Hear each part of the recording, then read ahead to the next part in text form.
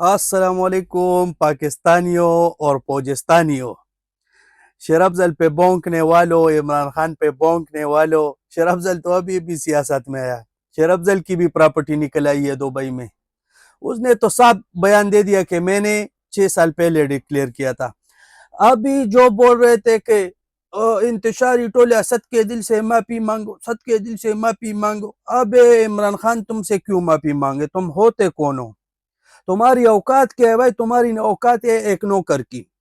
اپنی ڈیوٹی کرو، تنخواہ لو بس، اور ہمارے کام میں دخل نہ دو۔ پاکستان الحمدللہ ہمارا ہے، ہم بول سکتے عوام کے پاکستان ہمارا ہے، تم نہیں بول سکتی۔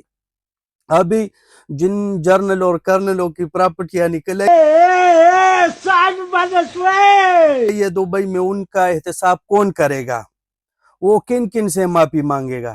بھائی اتنی کرپشن ہوئی ہے، اتنی پراپرٹیاں نکل آئی ہے دبئی میں کہ اس پہ 10 برج خلیفہ بن سکتے ہیں، اور پاکستان میں لوگ بھوک سے مر رہے ہیں۔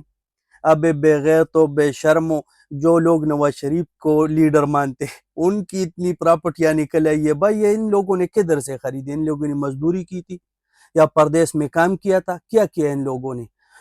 ابھی پٹواری بولیں گے نواز شریف نے موٹر وے بنایا اور اسٹینڈ بنایا۔ اب بے شرمو، یہ دماغ اللہ نے استعمال کرنے کے لیے دیا ہے، صرف اس لیے نہیں دیا ہے کہ آپ سوچو کہ بریانی کدھر سے ملے گی، وہ بھی کوتے والی بریانی۔ نواز شریف نے موٹر وے بنایا، اس کے لیے سود پہ قرض لیا، پھر ان کی قسط ادا کرنے کے لیے دوسرا قرض لیا، ابھی سود ختم کرنے کے لیے موٹر وے کو گروی رکھ دیا۔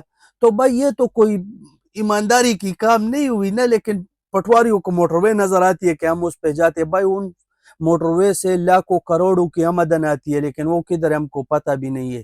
لیکن پٹواریوں ڈوب مرنے کا مقام ہے تمہارے لیے، یہ پوجستان والوں کے لیے۔ ابھی آئی ایس پی آر صاحب آئے اور ان پہ بیان دے کے پوچھ کے جو پراپرٹیاں نکل آئی ہے، کدھر سے خرید؟ ان لوگوں کو زیادہ سے زیادہ 1 لاکھ سیلری ہوگی، 2 لاکھ ہوگی۔ ہم پردیس میں 2-3 لاکھ سیلری کماتے ہیں مہینے کا، ہم نے تو ایک گھر بھی نہیں بنایا، یہ لوگ دبئی میں ولے خرید رہے ہیں۔